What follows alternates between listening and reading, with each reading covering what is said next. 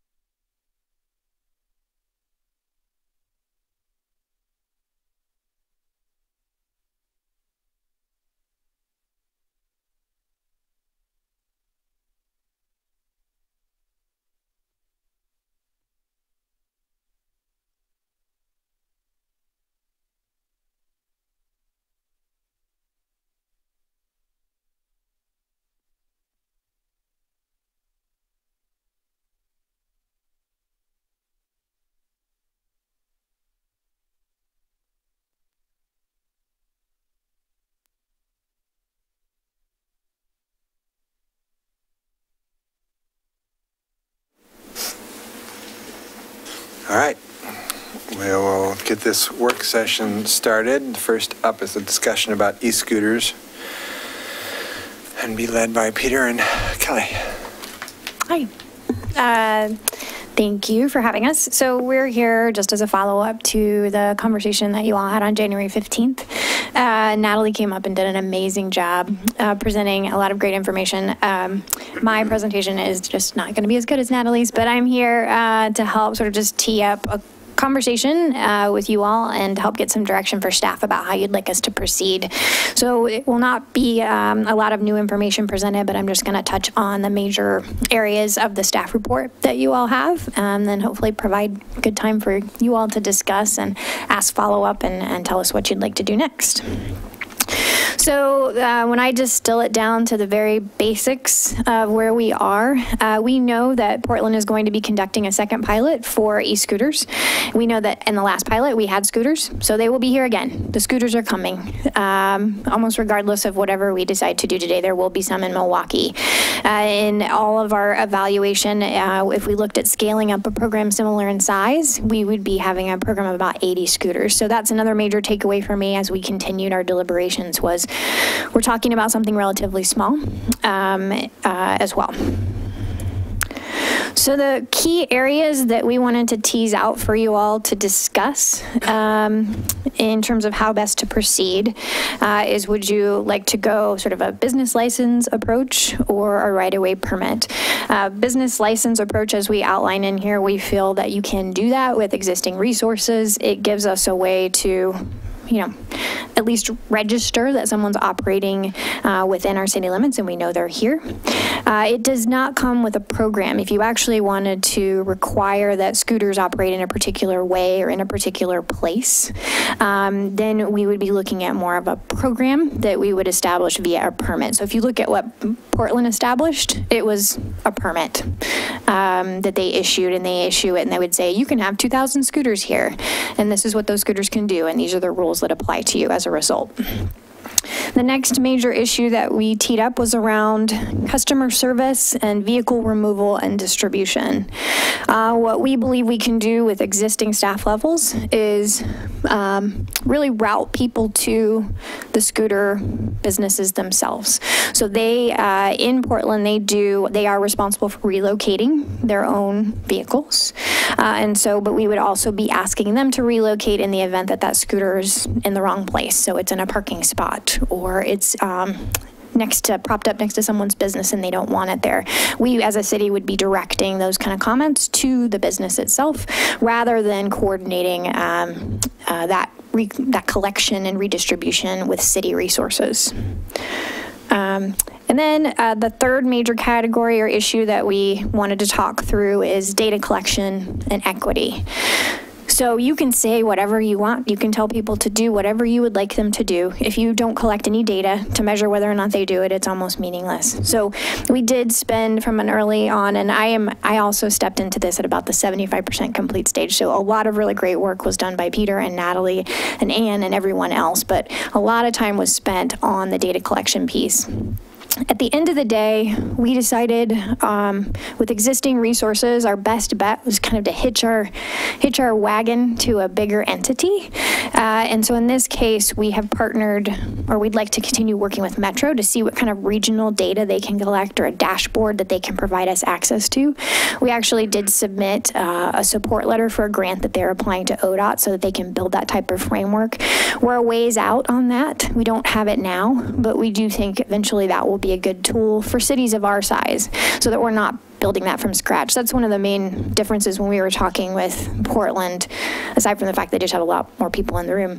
But a lot of access to data resources is something that both Portland and Metro have that we don't and are not likely to build. And then the last major area is around enforcement. So we have rules and regulations related to whether or not you can be on a sidewalk. There are also state laws actually about the fact that you need to wear a helmet. And so we were having some conversation internally about how we want to treat enforcement and if we do need any additional resources for that.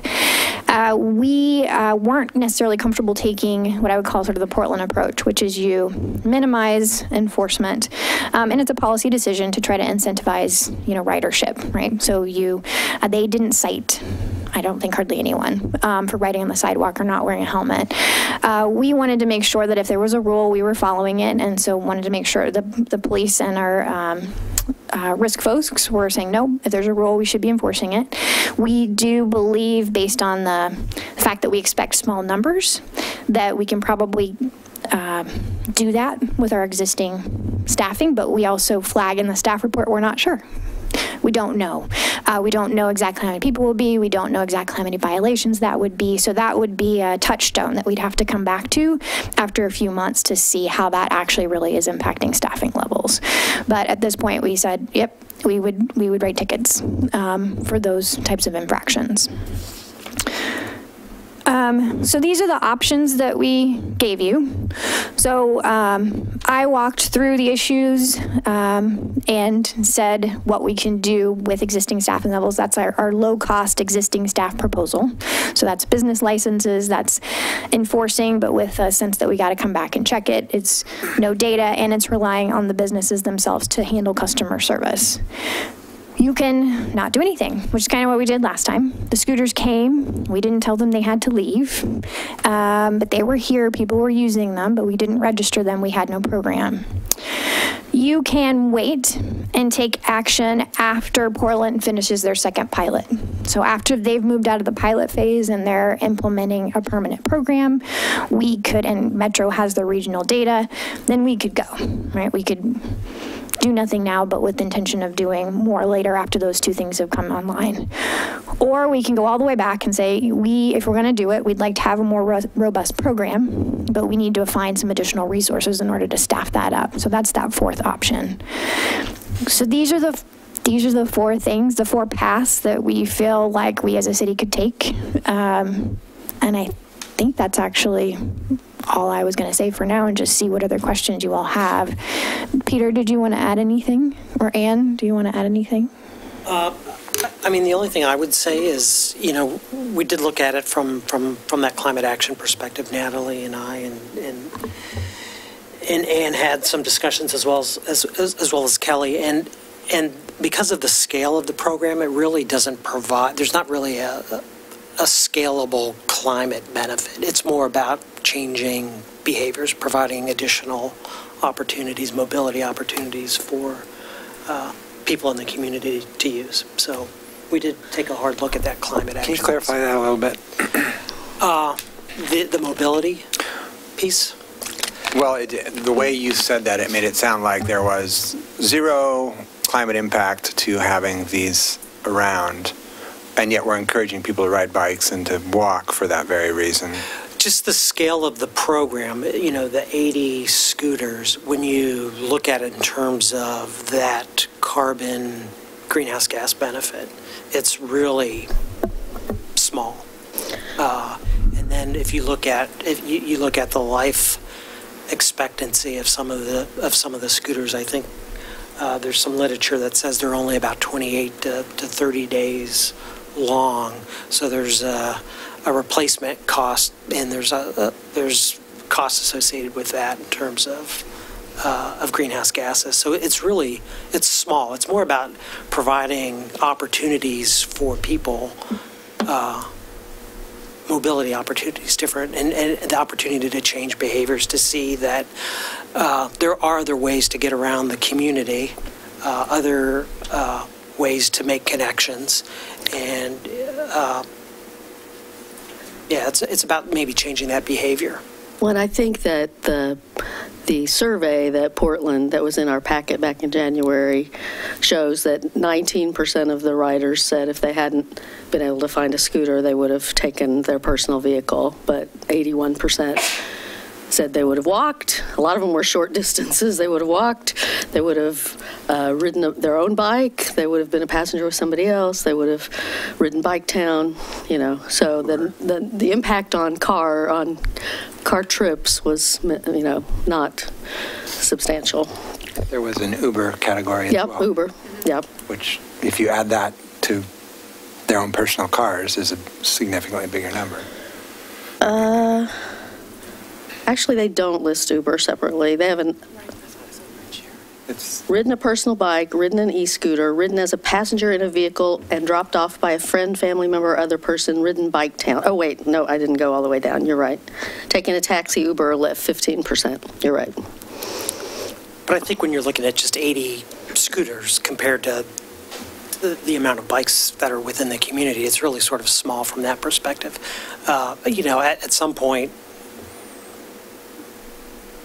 perhaps the use of scooters grows and it becomes more of a dominant method of travel. But initially, there's not a big benefit. And where did the number 80 come from?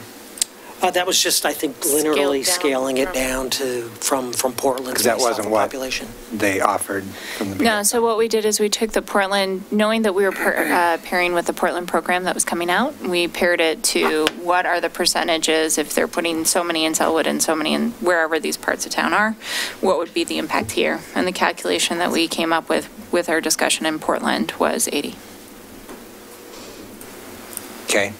I think there may have been some early interest from folks that were attempting to deploy into the Portland market via us of deploying larger numbers here with the hopes of having them migrate into the Portland market.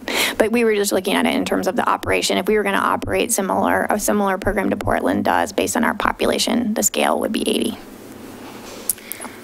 Okay. Hi, I'm Natalie Rogers, Climate Action Sustainability Coordinator. So when we scaled it down for the population size of Portland to Milwaukie, essentially was a 1/10 of the scale. So, oh, thank you. So Portland's program, after they accounted for passenger vehicles, removed 27 passenger vehicles a year is kind of how they equated it for their entire scooter program. So for Milwaukie, if we had that similar scale, it'd be 2.7 passenger vehicles per year.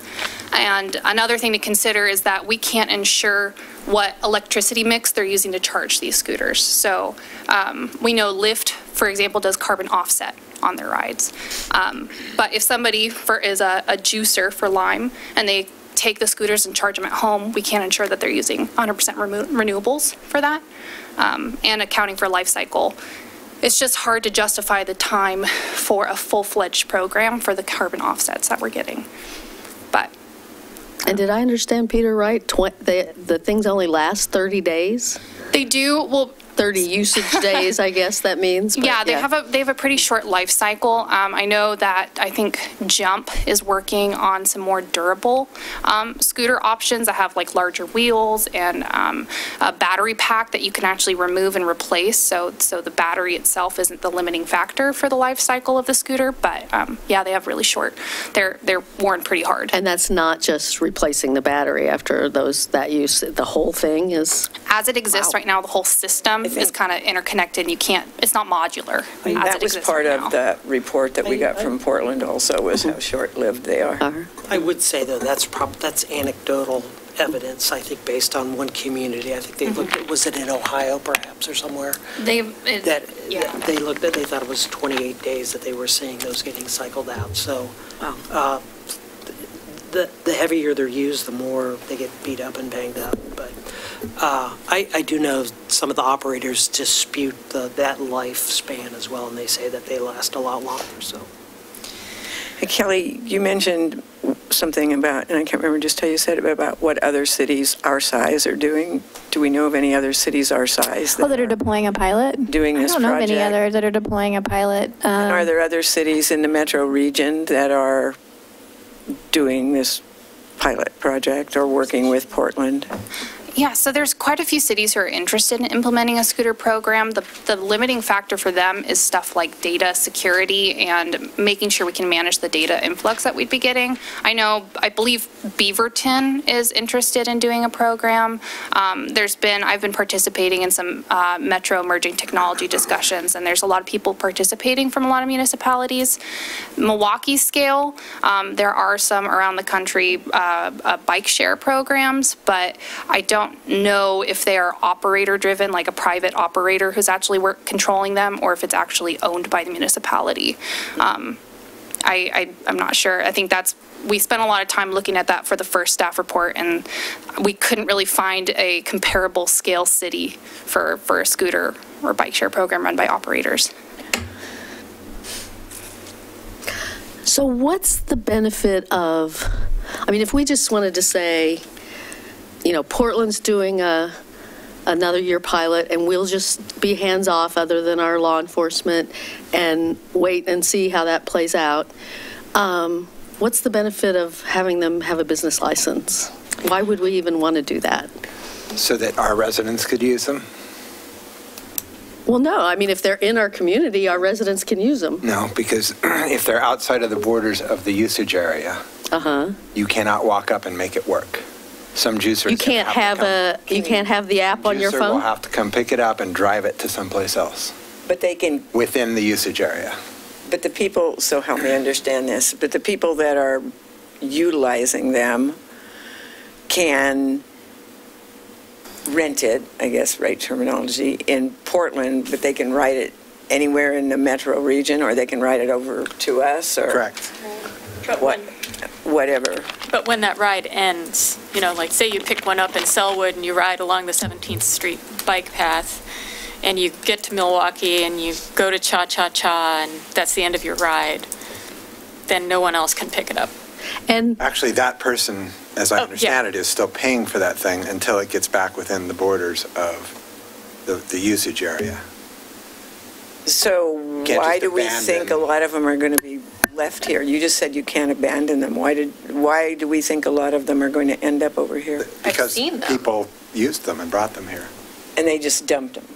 They didn't dump them. They just left them. They parked them and went and did whatever they did, and probably got a bill. So is that a legal? I guess that gives me more pause than ever, frankly, because that means the business is looking to us to be to give them a blessing. Is that limitation that they can't let people use it if they're outside their business area? They're self-imposed by them. Is there some state law that's imposing that, or is that just their self-imposed limit that they won't let people activate if the city hasn't? Operational area that's established, and I don't know who establishes that, whether that's Portland that establishes that, or the company in conjunction with Portland, but they establish an operational area. And outside of that operational area, they'll, of course, keep going if you had already had it running. But somebody else walking up to it, finding it in Gresham or here or whatever, can't use it. And they won't be distributed around our city. So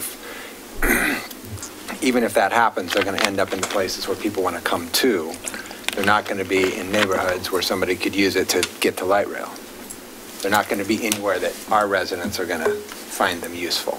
But if we don't establish a program, we don't know that that's going to happen anyway, right?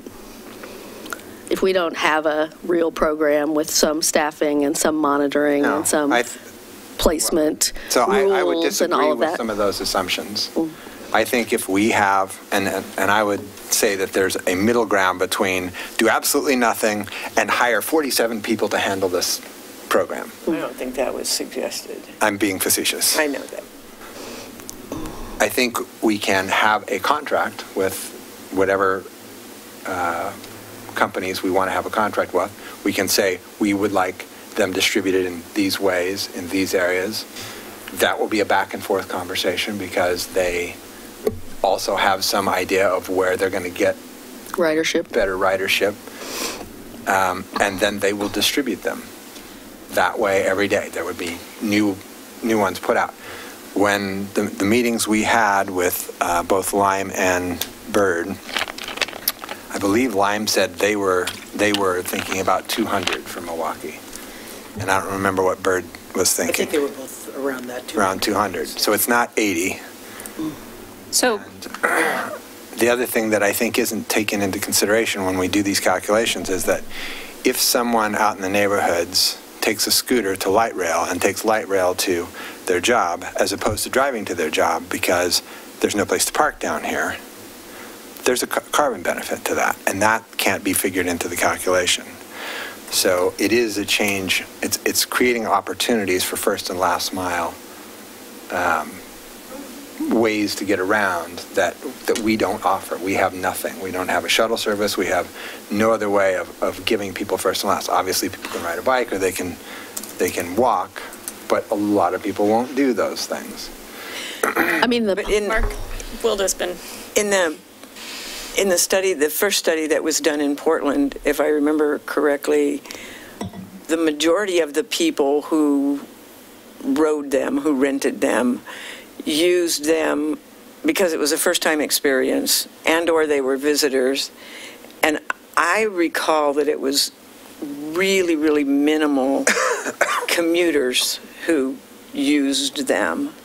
And people didn't necessarily use them for shopping because they didn't feel there was sufficient way to carry things back and forth. I'm trying to remember all this, and that kind of thing. So I guess I'm confused and curious about why we think Milwaukie would be any different.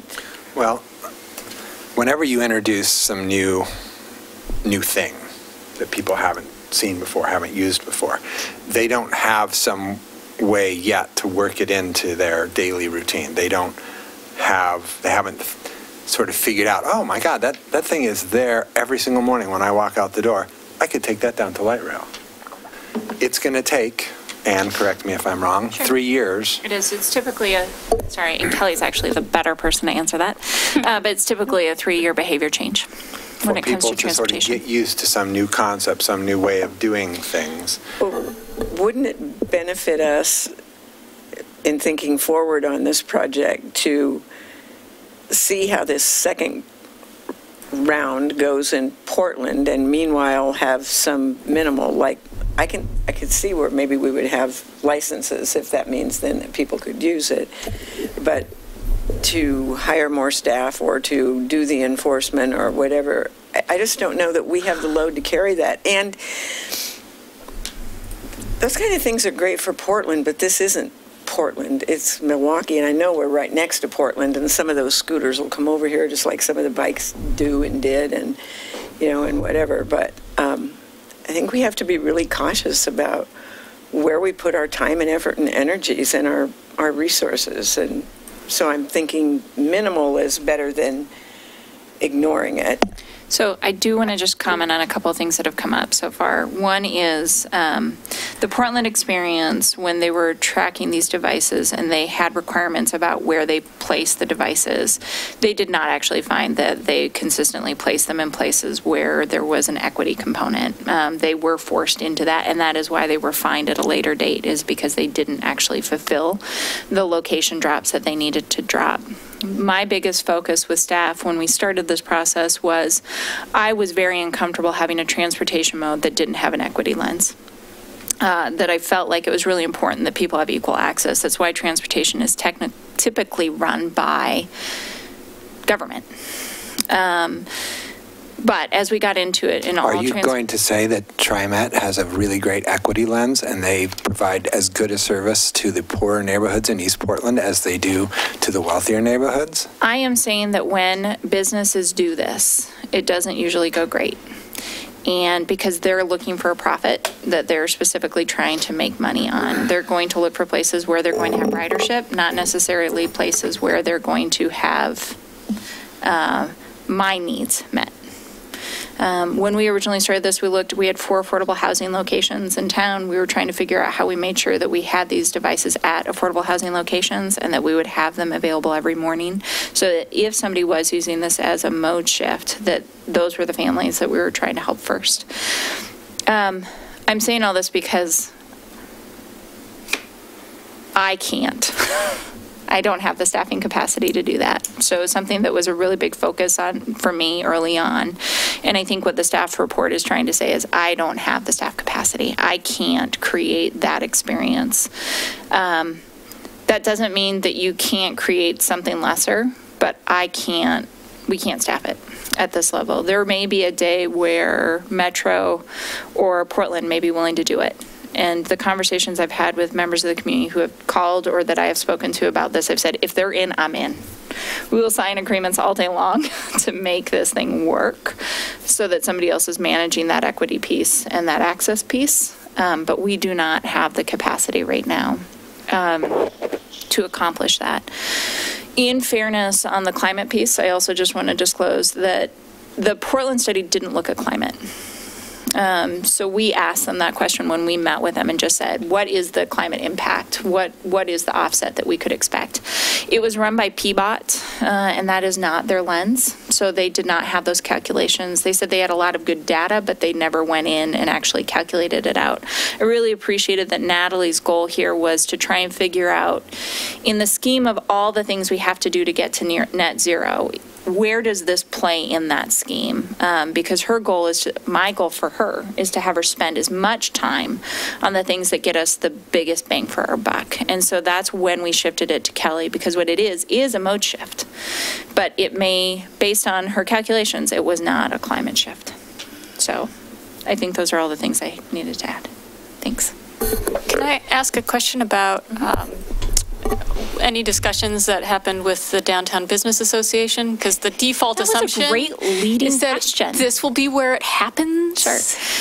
So the conversation, I did go and meet with the DMBA because I wanted to make sure that we, when you look at Portland, many of these landed in corridors where there were businesses. Typically, businesses get really antsy with things that'll block their access or that changes the interaction between the customer and them through their door.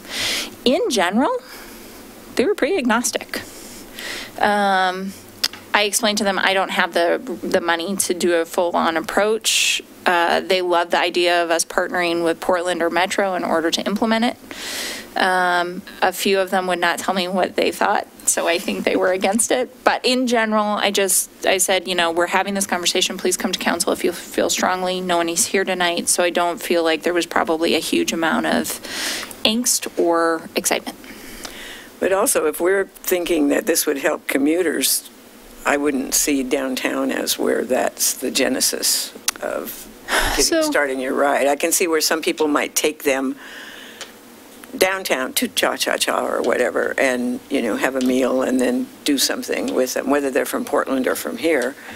But what I've heard is a lot of discussion about commuters and how they can get to places like light rail and also getting scooters or some kind of mobility to our neighborhoods that need that kind of assistance more so. The discussion with the individuals, and I'm speaking only from the DMBA perspective, was it's fun.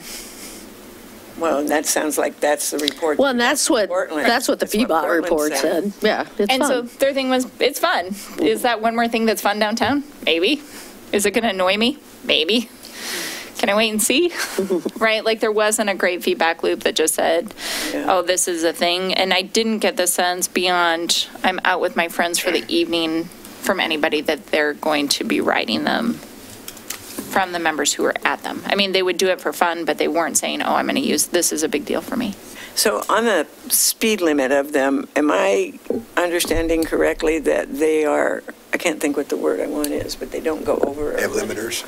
Pardon me? Limiters. Limiters, yeah. I'm going to defer to that they don't go over 15 miles an hour. They're capped at 15 miles an hour. I think PBOT actually did a study to see, like on a grade, if it went above, I think it was around 18 was the maximum they actually went. But they're supposed to be capped at 15 miles an hour. That's Portland's rule? Portland, The machine? I would swear some of the articles I've read say they can go 22 or 24 or something. A lot of times the Most of the ones operators I read mentioned 15, but. A lot of times the operators will place caps on them, especially to make them compliant to vehicle code. If you own a personal electric scooter, I'm sure it could go above that. Oh, yeah. But I saw someone in downtown Milwaukee, clearly on a personal scooter, definitely going way more than 15 miles an hour just a couple weeks ago. sure, it's a Were good they on deal. the road? That's the good thing. Okay, great. Another consideration I've seen is, too many of those kind of things on sidewalks. yeah, they can go fast. Another consideration is that if we do want to use this as a commuting option, the cost effectiveness of the scooter kind of goes down, because if you add the cost of the ride along with the public transportation cost, a day can go upwards then of $10 for your trip fare.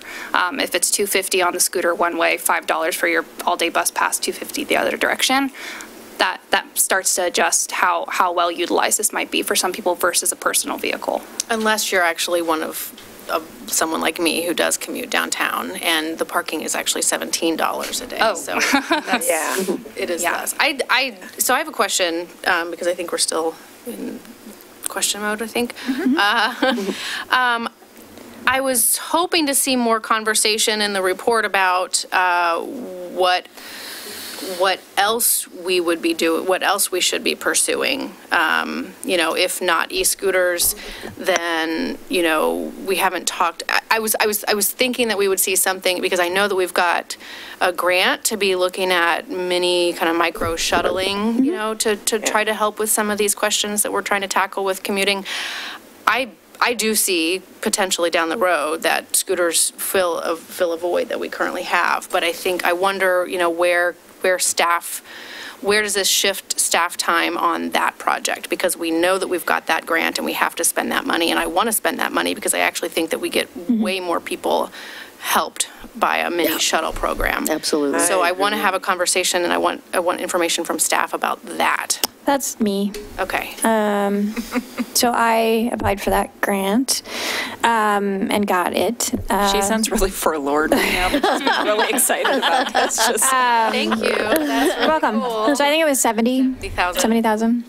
And the way that we pitched it to them was really around our industrial areas and trying to make that last mile connection. And I did it more on off-peak. So right now, if you're working a third shift at an industrial site, you really don't have a meaningful transit option because you can't get on a bus that stops running at 6.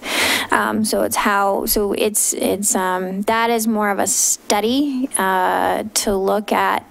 Doing the analysis we need to do about the origin and destinations of employees that are working at these different sites throughout the city, seeing how they're getting to and from, what types of, if we had a shuttle, would they use it? How would that work for them? And then working with the employers on kind of piecing out a scope so that if we want to go back and apply for operating funds in the next round, that we have a pitch, a proposal. And part of that is to develop also whatever relationship we need in terms of who's going to operate it. So it's agnostic right now on who operates, whether that could be a private entity that runs, an on-demand shuttle service that ends up fitting the bill, or whether that's developing a TMA that then ends up funding, Clackamas County to help, however we set that up is unknown. The question we have to answer right now is who's going from where to where, from outside Milwaukee to inside or within Milwaukee? When are they trying to get there? And what kind of service could we provide to them so that they do not have to drive if they don't want to?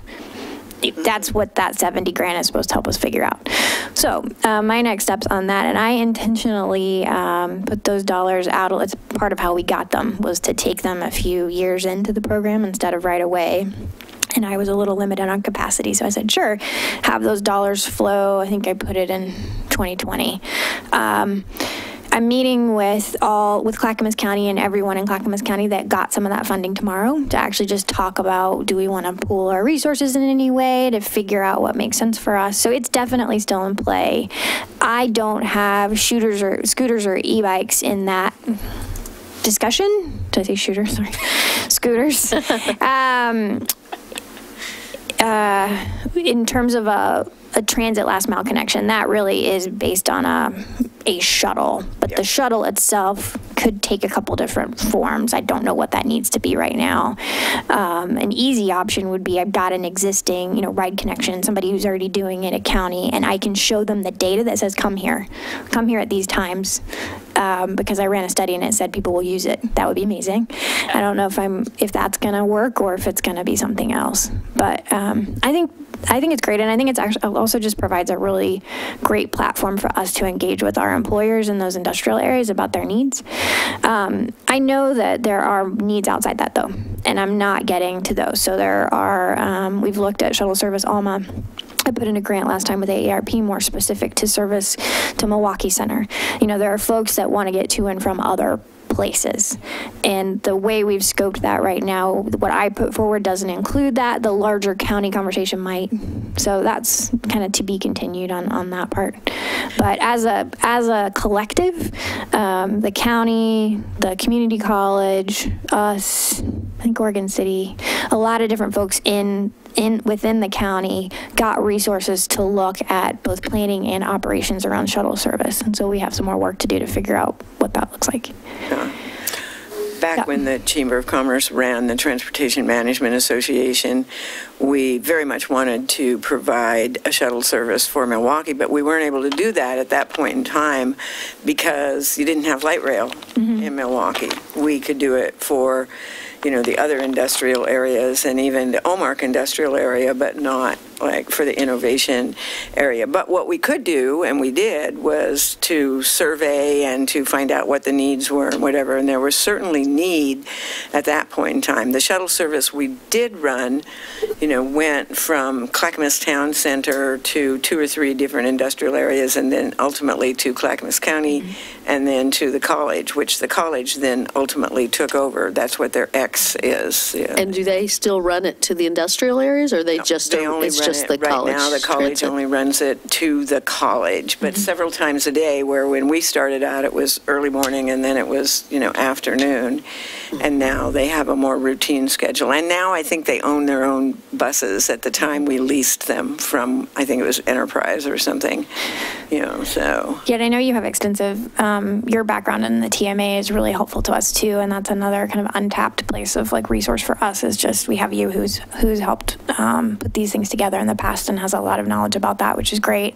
I think what drew my interest too is not only these are in places that are somewhat constrained at this point in terms of the ability to add additional parking within our industrial areas. They're already kind of maxing out in terms of capacity, so finding ways for people to get there and not have to drive is good. And then it's also just the safety issues. We've got some existing safety challenges on Johnson Creek near PCC. We know that people that are traveling at that time of day, you end up having some higher crash rates when you've come off a shift, at the end of the night. So I think they're just the safety and the kind of forestalling additional parking needs in some of these locations is just another reason why we thought it would merit spending some time to look at it.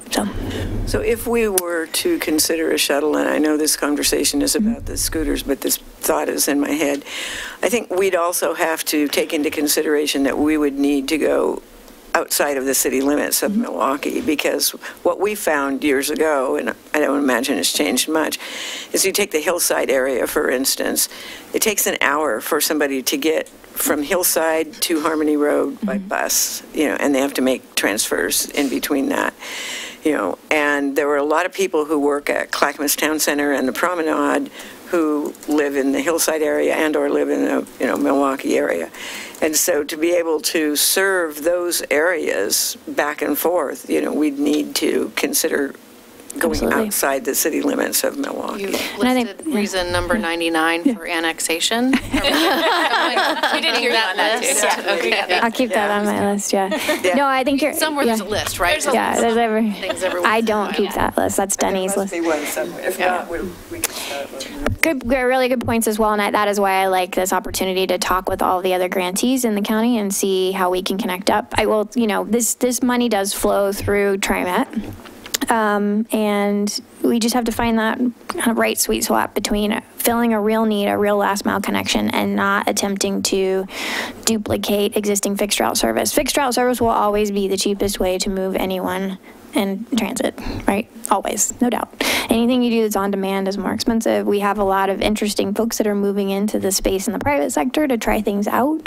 And that's why we're here saying, hey, if you've got a way, and this could potentially be an option, here's a kind of a streamlined way to let folks access it here in Milwaukee and see how it works, right? We won't be able to measure and track where everything goes, but we can see how it plays. Councilor Beatty, you asked me kind of what's the difference between just letting it happen and issuing the business license. I think it is, they would deploy here. They would have some scooters that would be deployed here. I think based on the business license approach, we wouldn't be prescribing necessarily where those go, because without a complementary data collection effort, I wouldn't know if they took them there.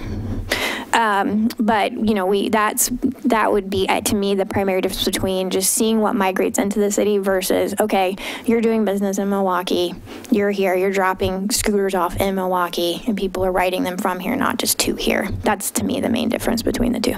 So if they, I guess to me, us giving them a business license tells the citizens we've approved them. And that we're somehow, blessing them.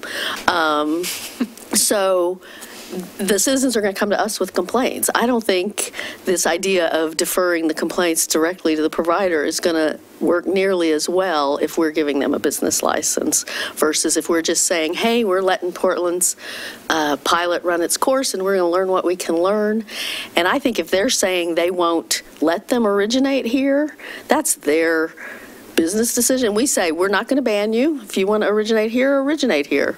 We're not prohibiting you, but we're also not licensing you. We're allowing them to conduct business in Milwaukee without requiring them to get a business license like we do every single. Taxis, Ubers, Lyfts, we don't license all them. We don't endorse, how many businesses do we license in the city of Milwaukee? I don't personally endorse the vast majority of them, and this council in this city. I can tell you that I don't know. And every contractor that goes to renovate someone's bathroom is theoretically supposed to have a license. And every person who rents an apartment. But we don't, I don't know, do we have, I asked this question of staff earlier today, are there any examples of us licensing a transportation company? We don't license taxis, we don't license Uber, we don't license Lyft. If we're going to license this, we should be licensing them. So who accepts the liability on this? Is it the company, the owners? If somebody gets hurt riding one or somebody's riding one and they hurt a pedestrian or it's the riders. They get backed into by an automobile. There's usually a terms of agreement. I had a conversation. Well, so I'll be clear. My goal was to make sure I wasn't liable. So just putting it out that if we went down the business license route, I wanted to make sure that the city did not have a liability. Yeah. We do not.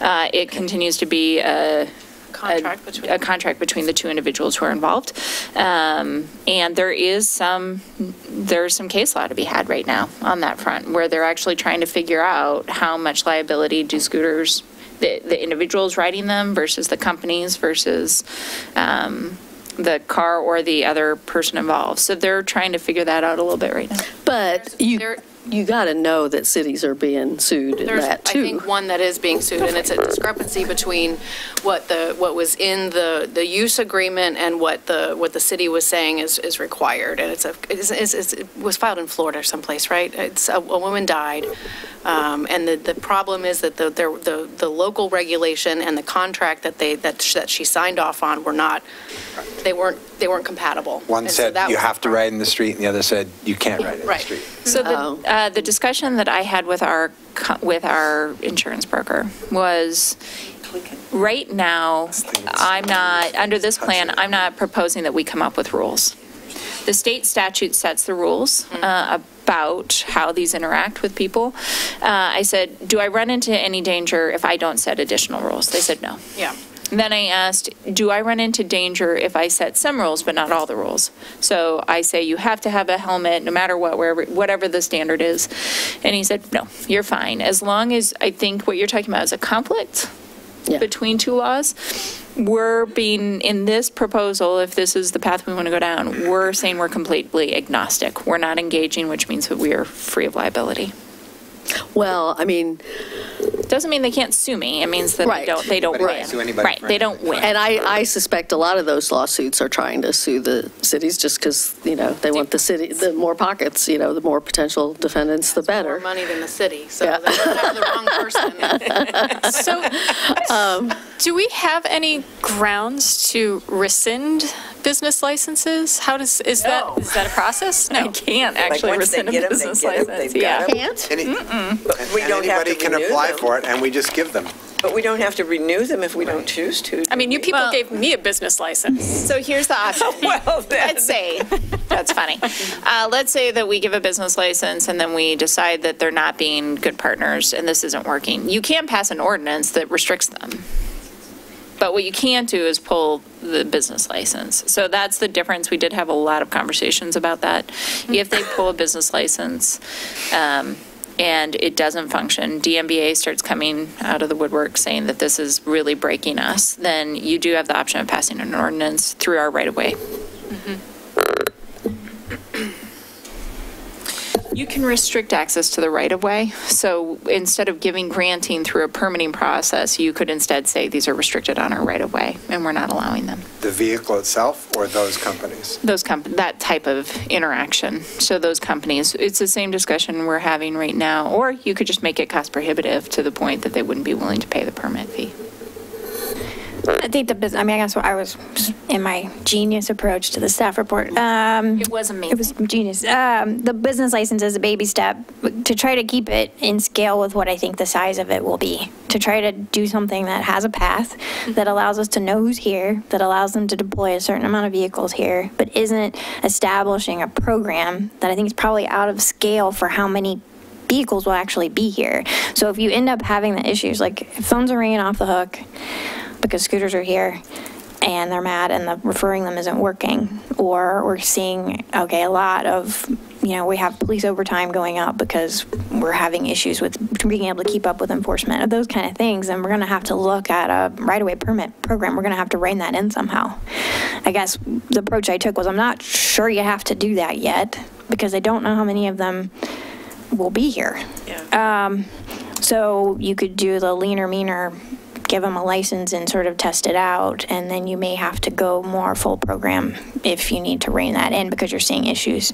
So that was sort of the... You can always end up doing Yeah. more, but it's hard to end up doing less. I don't see a path by which I have the staffing capacity. So I just want to put that back out there. So even if this doesn't work and we've gone down this path, I don't see us suddenly having the FTE count to be able to provide this unless Metro comes together with some other partners and finds a way to manage these for cities. So the Metro mayors are putting it on an agenda for later this year to talk to both the scooter companies and Metro about that very possibility, because Gresham is having the same conversation, Beaverton's having the same conversation, and no one feels like it makes sense to keep reinventing the wheel. Where's TriMet in the partnership? I mean, I see, they're at conversations, I see that there are people providing comments, but, one of the big things that we're, at least I am, and I know the mayor, you're speaking to connectivity too. I mean, if we're trying to connect to TriMet, where is TriMet in this partnership? What about fair, what about getting at the equity piece and providing some sort of a... Yeah. So the meetings that I've been to have been mostly focused around data standards, and TriMet has been at that table. I think they are not wanting to commit to hosting a program like this, though it has been brought up.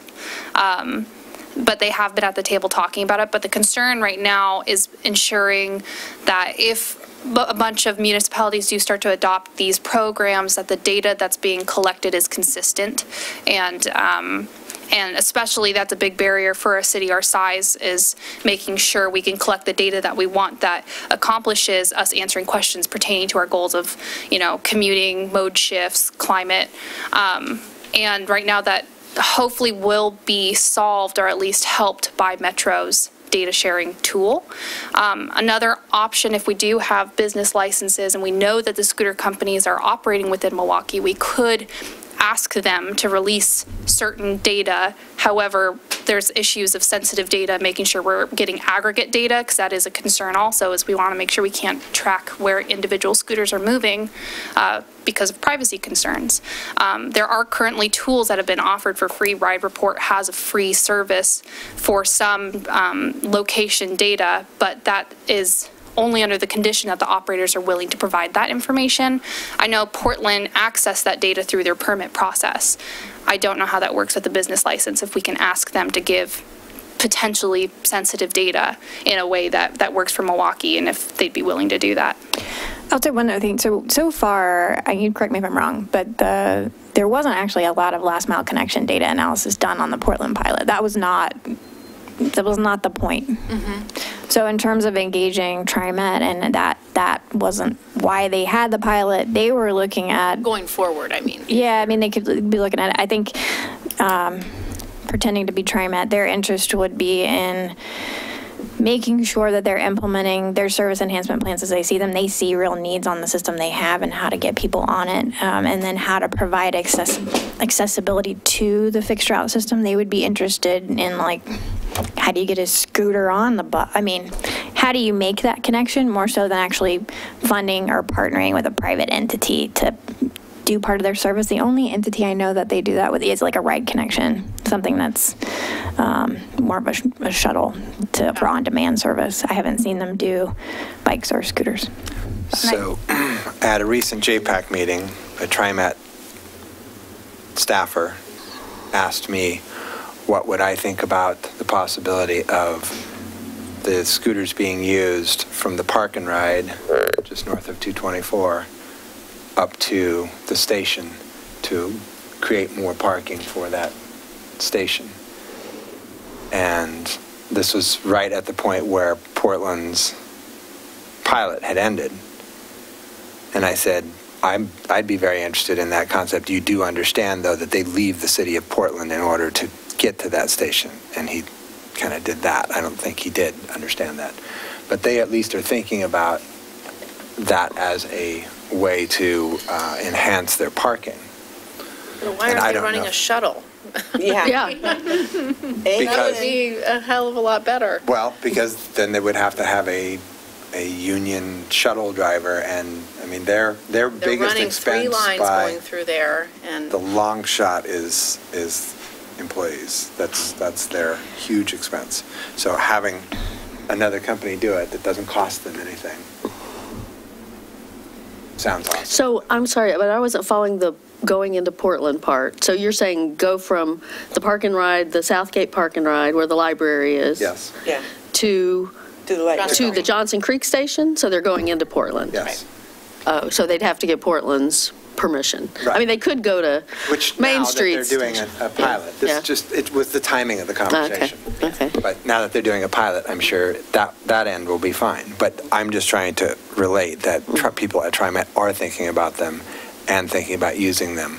That wasn't exactly a first mile, last mile question. So they're it was thinking more a parking utilization. They're thinking about using the scooters? Are they thinking about contracting with one of those companies or doing them themselves or whatever? Contracting with one of those Right, and if they're going to do all that, why not use a shuttle? It just seems... Because it doesn't cost them anything. What Matter of cost? fact- Right, I mean, Matter of fact, which none of this has brought up, both of the scooter companies are willing to pay something. I think with Bird it was $1 a day a scooter, something like that. With Lime it was a percentage of the mileage charge to the city, which will not make up for if we have to hire 1.5 employees or whatever to have this very robust program. Will not cover that cost. I think it was a 25-cent surcharge for Portland was what they had for Which all one, Lime or- operators. For all operators. That was part of their permitting process, is they got a 25-cent surcharge per Who was in the line. room with Bird? You? I was there with Bird and Lime. I don't remember specifically. I can't hear you, Peter. I was in the room with Bird and Lime. I don't remember specifically what that surcharge that they had offered. I don't think it was quite the dollar. I think it was, I was thinking it was less than 50 cents, though. I do want to just step in real fast. We're at about 15 minutes over on this discussion. We do have other people here for tonight's next discussion. I think Kelly has a general request of just, where do you want us to go? Well, so we really haven't finished the conversation, and this is again one of those robust So maybe we conversations. We can continue it to tonight. as quickly as possible. Yeah. We don't have a ton of time for a while, which is my concern about doing that. You can continue it to tonight. We had a major item come off of the agenda if you want to continue this conversation after we talk about Kelly's legislative affairs update, because I think right now we're actually, based on pulling that 1 hour off, we're ending about 8 o'clock. So we can continue it then. Okay. You want to do that? Yeah, that's fine. Sure. Okay. Natalie might need to go home. We'll see. Thanks, everybody. Yeah, we probably don't need all three of them for sure. Okay, thanks. Thank you, guys. Yeah. Thanks. So the next item is the Milwaukie Station Food Cart Pod lease, and that will be, I thought it was going to be Alma, but apparently it's going to be Valeria.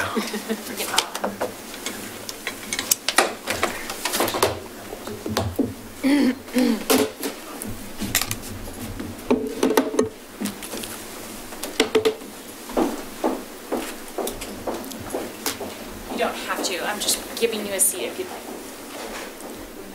Let Valeria do her thing.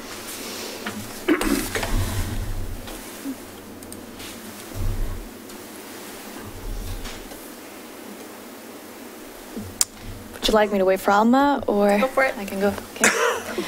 Well, good afternoon, Mayor, City Councils. Thank you for having me. I'm here to present to you our current situation with the food cart lease, and with 3 options on how to move forward from that. So the Milwaukie Station Food Cart Pod was opened on April 4th, 2017 as an interim use on the city-owned Triangle site, called back then. And it was created from a vision of offering a unique and flexible opportunity for micro-entrepreneurs looking to test and incubate their business ideas, or just to provide them for themselves and their families. Additionally, this pod would also provide an answer to the demand of food options in the city and create a vibrant space strategically located next to the new Max Orange Line. The staff report that you read provides some data that highlights the successful implementation of this vision for the Milwaukie Food Cart Pod Station as a site that people are visiting, eating, and sharing about with others. Staff presented to council a first-year review of the food cart pod back in September of 2018, so we'll not be discussing in detail the background and improvements of the site. Moving on to the lease that currently is in place. It is set to expire on August 3rd of this year, only 5 months away from now. Under the current lease, the Johnson Group, represented by Richard Johnson here tonight, needs to provide a 60-day notice of intent to renew to tenants. The next notice is scheduled to go out in the next week and a half for April leases. So you can see why it's important to figure out how we'll be moving forward with them. Additionally, one lease has just been signed until the end of July, which is not ideal for a business looking to grow in the community and have financial stability. So with that, we have identified 3 options to move forward. Option A is to renew a 2-year lease. The staff report included budget considerations for this 2-year renewal lease. These include additional marketing aspects that are court compliant for a non-permanent structure, such as more A-frame signs, a public water fountain, additional tents, as well as professional marketing campaign, unless the management contract with the Johnson Group is amended to include this. These initiatives would add to the efforts already in place, such as the A-frame sign placed at the Coho Point at Kilo Creekside, the marketing exposure on the social media account of the city, the installation of a Wi-Fi hotspot in the pod, active police patrolling during the late evenings, as well as staff continuing to engage with the food cart pod owner, manager Richard, to evaluate progress and provide resources to ensure continued growth and success of the business owners. Option with the option A of renewing, we could potentially prepare the property for a development solicitation concurring with food court operations. Option B would let the lease agreement expire and begin a process to market the site for development of a public-private partnership.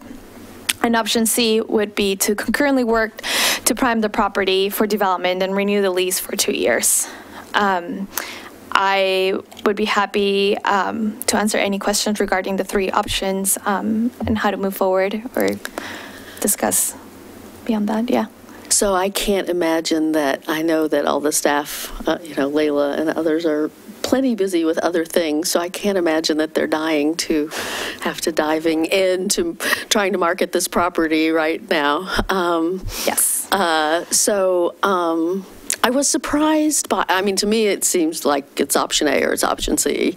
I was surprised to read that the marketing is being looked back at the city. I thought the agreement with Johnson Group was that they were to be doing marketing and signage.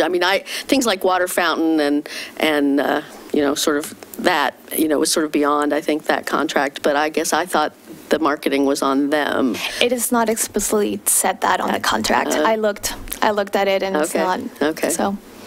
Okay. Yeah. Any other thoughts? Are they having, I was there a couple times this winter, but I know winter is a much slower time. Which is why the marketing exposure this would be a very strategic time to have it done moving forward. Yeah. Yeah. Yeah. I'd love to hear from Richard, his thoughts. Okay. Yeah.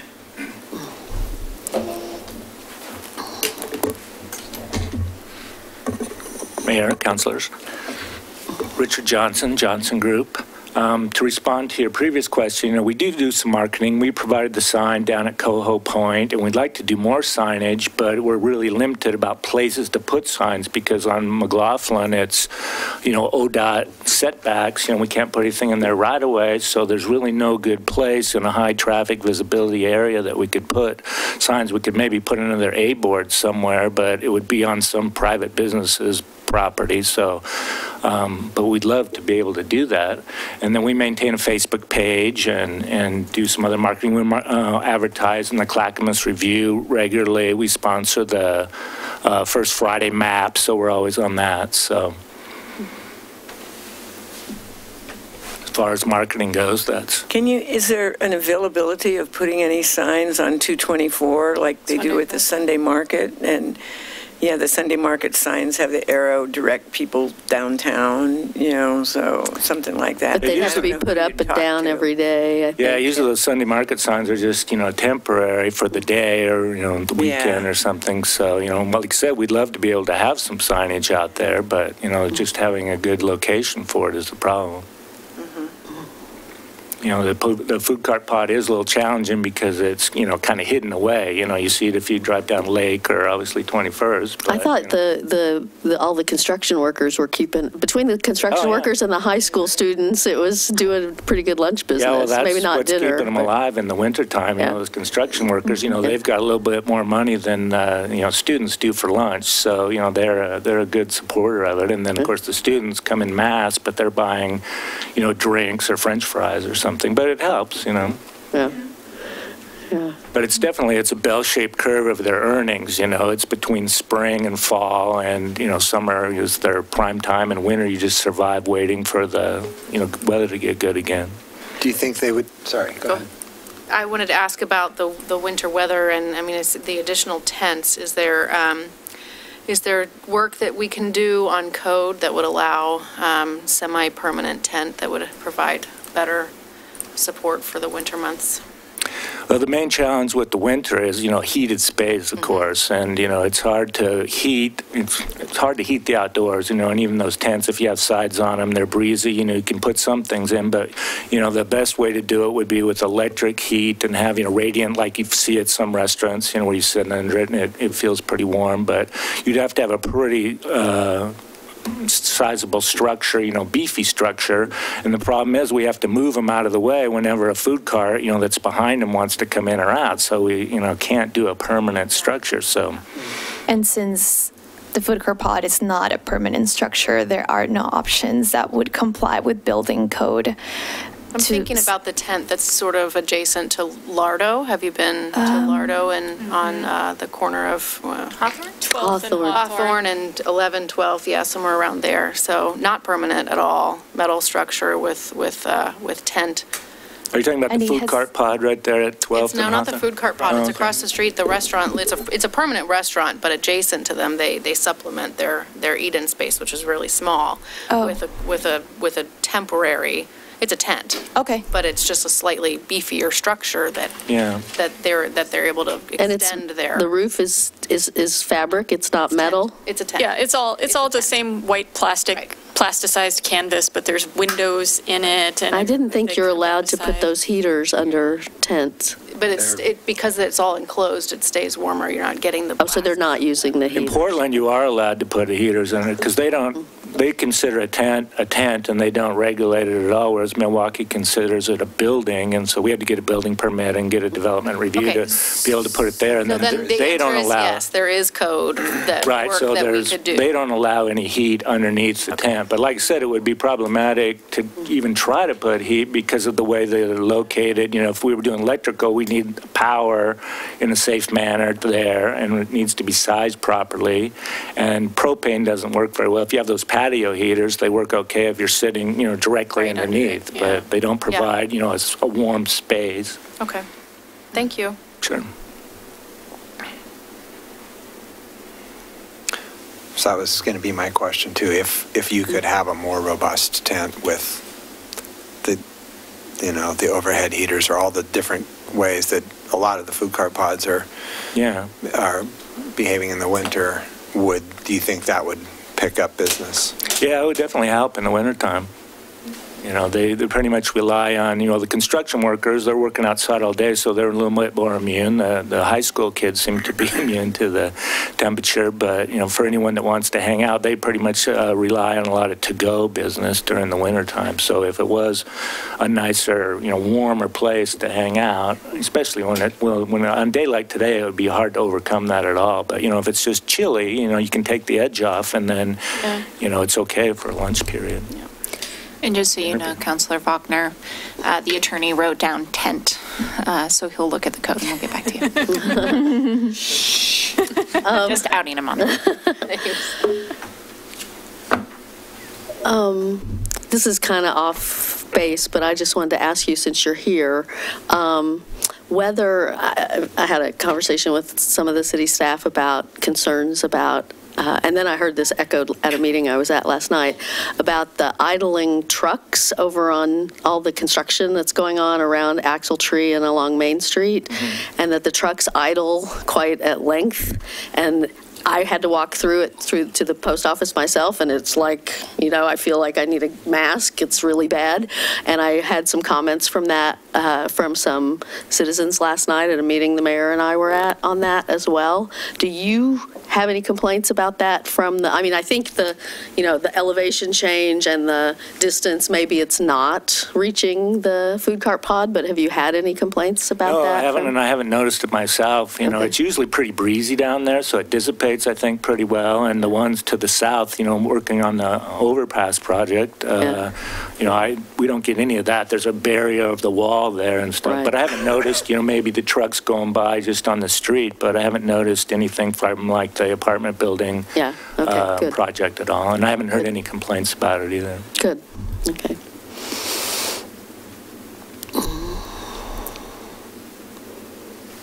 Anything? Nothing. I'm just looking at option A. Well, I was going to say, option A and option C are really, the difference is staff can do whatever they have capacity to do under option C. Which is very little, which may not be a lot. Yeah. So they're not, but 2 years is not a very long time, and I'm not sure that gives the food carts any sense of continuation or permanency. I was going to ask that question Yeah. too. Would you prefer a longer lease? Well, it is an issue because, when you're starting a business, you're establishing a customer base, and it takes time to build that up. All business, food carts are no different in that sense that, they have to build that customer base, and being in a specific location is key to that. So, they're looking out, a couple years, planning ahead. I plan a couple years ahead at least, too. So, it would be nice for everybody to be able to plan. 2 years is doable. Anything shorter, and not knowing whether it's getting close, like right now, not knowing whether it's going to be renewed or not, because I have one operator there that would like to move closer to the pod if it's going to be remaining there, and I haven't been able to, give him an answer other than, I hope so. So, if we had an earlier renewal decision point, that would help as well. Yeah. Was there any thinking behind the 2-year renewal, or? Well, in a way, the process of if we were to prepare for development solicitation, those processes can take a little while. They're pretty lengthy. And so kind of like what Richard said, 1 year wouldn't be enough, or it would be too short to extend. And so 2 years seemed a little bit more feasible, both for staff and for businesses to and 2 years was the initial. Progress. Right. Initial, but 3 years might work even better as we move forward on this. Right, that's what I was wondering, as if there was any impediment to doing 3 instead of 2 from perspective. Not from my perspective. If that's your direction, that's something we could definitely explore. I'll just turn around and double check with. I think you're fine. She's hiding, yeah. We know you're there. 3 years. Are we okay doing a 3-year extension instead of 2? Please come to a mic. There's a seat up here. there's a seat right there. Your name tag's even there. Thank you so much. Thank you, Scott. I think the thinking was that it usually takes about 2 years, as Valeria mentioned, for the solicitation process and the contracting and all of the construction work. We're at a point with staff where the library is tapering off in terms of Layla's time to do some of this work. So we've talked, and she's comfortable with the 2-year time frame, either working concurrently or soon after. I don't think that 3 years would impede too much if it's concurrent. If we don't do anything until 3 years, I would worry a little bit about that, depending on whether or not there's still an appetite to seek development on that site by the council. So that was the understanding at the time when this initial lease was put together. So the short answer is 3 years works, I think.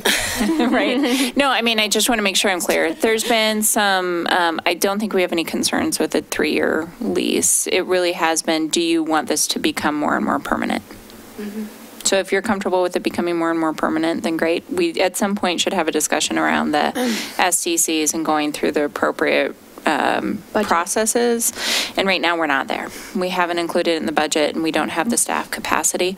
But if you want a 3-year lease and you want to give us some general direction that you'd like us to consider that, we can also do that. Yeah. Yes.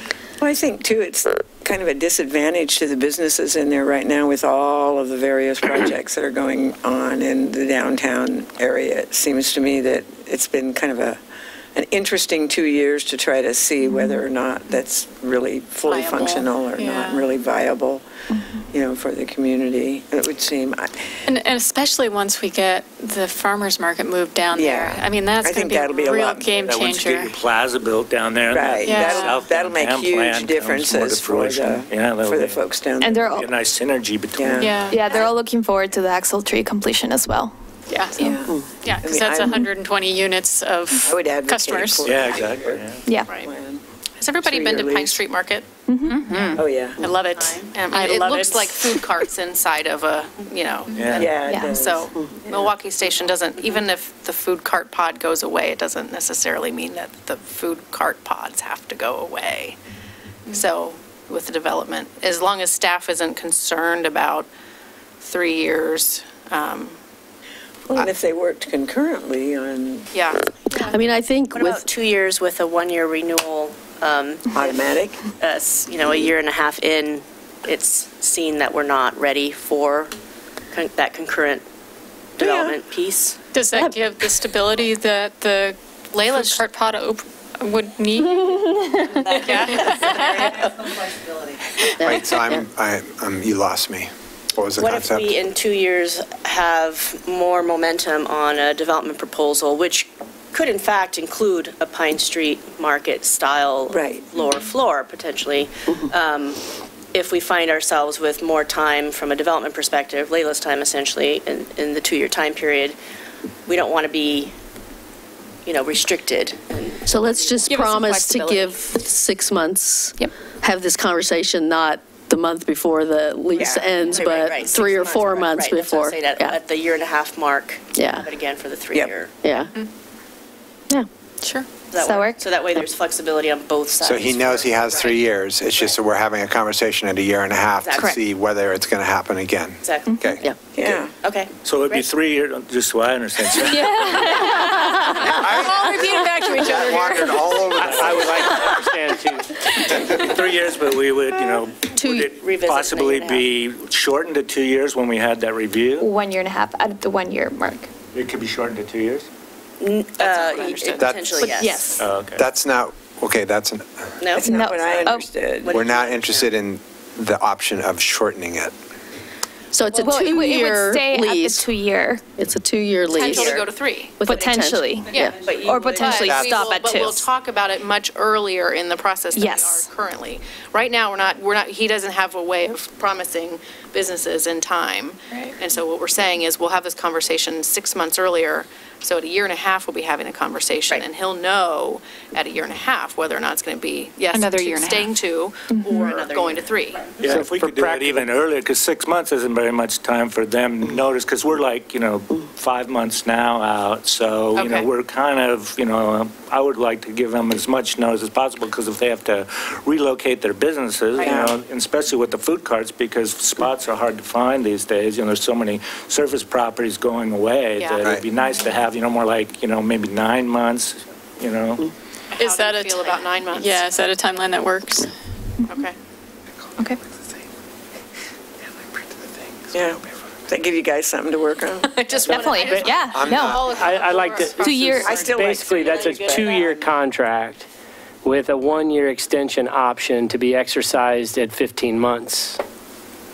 That was There you go. that was a great translation. 15 9 months months. prior No, to 15 the, No, Right. after 15 months, so Right. a year and 3 Right. months, that's when Right. we Oh, have I to see, yeah. exercise the year option to extend to 3 years. Right. So for his people, it's effectively a 2-year contract. Yes. Until that 15th month when we Right. decide to exercise the option. Right. That's Which right. makes it So a lot that's- earlier than it is this year. so if they get more notice, it still doesn't give them up front any assurity that they have 3 years. Correct. It's Which essentially a is what's 2-year the contract. point of the concept in the first place. So, given how long everything else has taken that we're doing, do we really think that we're going to be ready to jump full force into redeveloping that block in 2 years?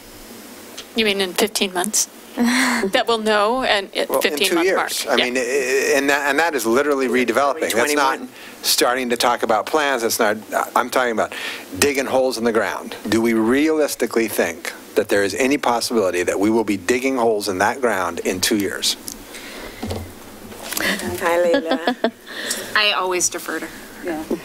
I think that it's unlikely, but what I think that the option that Alma put forward gives the city maximum flexibility. And I think that if we had someone that was interested in the site that would potentially want to develop it in a way that's consistent with what we're talking about, I would say from our perspective, from the city's perspective, having the ability to be agile and flexible is probably a good option. But realistically, will we have, pilings in the ground in 2 years? No. But I think that, again, giving us options, coming back as Justin described it, a 15-month gives them 9 months to figure it out. we at least have the option as a city to make that call at that time. I think there's a reasonable level of certainty that we can provide by having a one-year renewal option available, and it gives you as the council the opportunity to weigh in at that time. So it allows us to finish South Downtown. Coho Point will be well underway at that time. So I think that Northwest Housing will be done. Northwest Housing will be complete. We'll have a lot more information at that time. So I think it doesn't preclude us from going to a 3-year contract. Again, I think just preserving our ability to be flexible is always a good thing, but also providing some level of certainty to the vendor that they will have at a minimum of 2 years and potentially a maximum of 3. Right. Well, I don't know that it's potentially a maximum. I mean, if the economy, based on the contract we're discussing right now, turns down and nobody's building any buildings, it could be 6 years. Based on the contract that we're discussing. To have that option renewed every year. So, we could meet 9 months prior to the expiration of the 3rd year and extend it for another year, and so on and so forth. So there's several drafting options that you could do to alleviate that. And, you're weighing the city being nimble and having decision-making authority over its property and the business security of the cart owners. So you have to be careful because you want to attract people, good carts that want to come and stay for a while, but you also want to preserve the nimble decision-making that the city wants. And more to the point, I think if we would like them to have more amenities like a tent with heat and things like that, knowing that they have 3 years of business to run that in is going to make it much more likely that they can afford to do something like that. If there was a snowball's chance that we'd be digging holes in 2 years, I would think this would be a brilliant idea. Well, I would throw out a bet right now as when holes might be dug, and I think it's going to be substantially longer than 3 years. Who has been installing the infrastructure at that site? we have.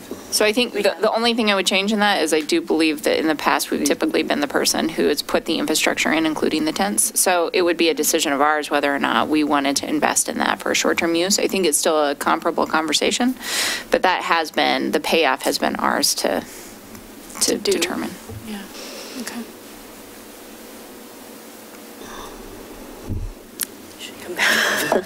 The great trade. The musical chairs. Thank you, Layla. So do I understand that we've come to an agreement? Can you work with the attorney? Yeah. We don't actually vote in work sessions. No, and we're just getting direction. So if you are comfortable with a 3-year, as described by the city attorney, we would go back and work on that agreement, and then we'd bring it to you for consideration on the regular session. Yep. Yeah. Does that work? Okay. And before you go, can I ask about the bag ban implementation and how that's going with the vendors? Are they all on board for the no plastic bags and all of that? Yeah, there was no objection to it at all, really. When Alma and Valeria presented, some months ago, so I haven't heard any comments. We sent them a reminder just recently about it, so that they knew that. Did we also ban the styrofoam or no? We did. Okay. Yes. Okay. And Natalie and I went 2 weeks ago, about 2 weeks ago, and we were specifically asking them if they were ready, and one of the food carts was just finishing their last round of plastic bags, and they were all set to go. Good. Great. Very good. Yeah. Great.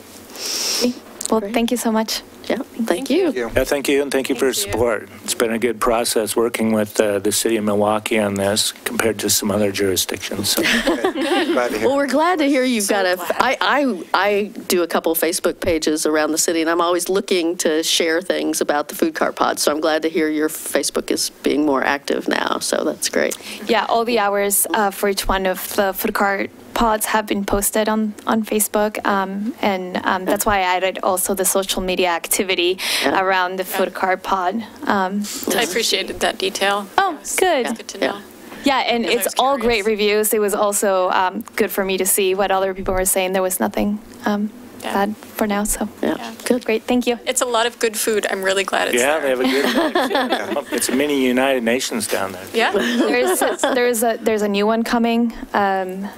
What was the name of? We have a fish and chips that's just in the process of opening. It's on site now. It should be opening any time. And then we have a new one. We lost, a cart that did soup salad or sandwiches mostly. But Mr. we have Boyce? a new cart coming in that does soup salads and sandwiches. Excellent. And then another cart in April that'll do, some ice cream and granita and stuff for the summer. So, Nice. Great. so we should be back up to 12 by next month. Cool. Thank you. Thank you. Thank you very Thank you. much. Thanks. All right, I believe that is that. So unless anybody else has, No, just that we have an executive meeting after this. we're doing the executive now? Yeah, we're doing Okay. dinner. So upon adjournment of the work session, council will meet in executive session pursuant to Oregon Revised Statute ORS 192.6602E to deliberate with persons designated by the governing body to negotiate real property transactions. This is moved from the February 19th, 2019 meeting. So with that, we are adjourned from the work session and we will start the executive session.